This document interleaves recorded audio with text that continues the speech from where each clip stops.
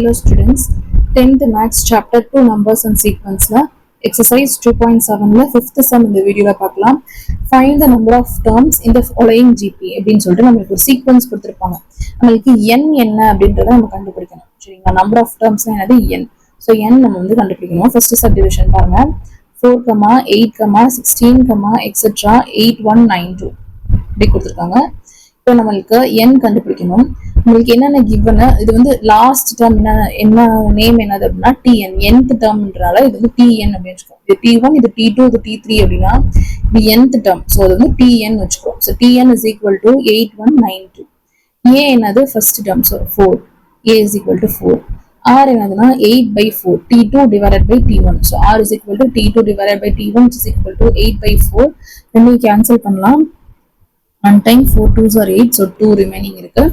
இப்போ நம்மளுக்கு என்ன தெரியும், tn ஃபார்முலா தெரியும், ar power n minus 1. அதுல நம்ம வந்து ஈக்குவேட் பண்ண போறோம். So tn is equal to ar power n minus 1.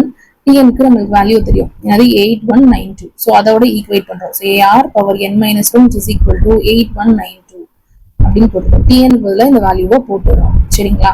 அடுத்து a என்னது 4 நம்மளுக்கு தெரியும். ஸோ 4, r என்னது 2, ஸோ 2 அப்படின்னு போட்டுருக்கோம்.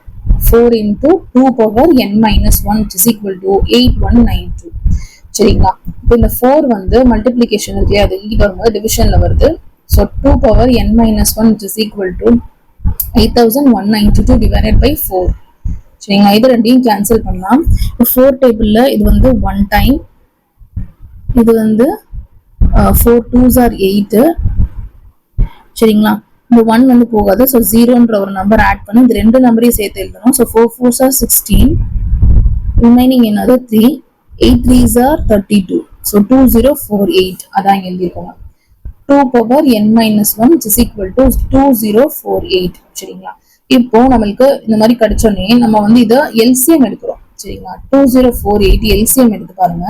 அப்படியே 2s வரும் இந்த பக்கம். ஸோ எத்தனை 2 இருக்கு அப்படின்னு கவுண்ட் பண்ணிருங்க.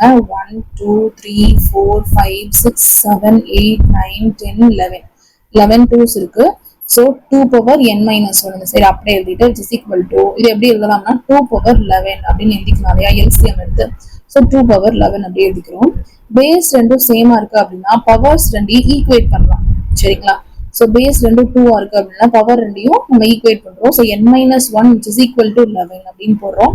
So n is equal to 11 plus 1. இது மைனஸ்ல இருக்கிறது இங்க வரும்போது பிளஸ்ல வருது. So n is equal to 11 plus 1. 11 plus 12 என்னது 12. So n is equal to 12. So number of terms இது என்னது 12. அடுத்து இப்போ செகண்ட் சப்டிவிஷன் பாருங்க.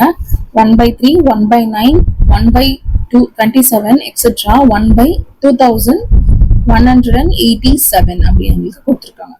இப்போ இதுதான் என்னது nth டேர்ம். ஸோ இதுதான் வந்து tn ஓட value. So tn is equal to 1/2187.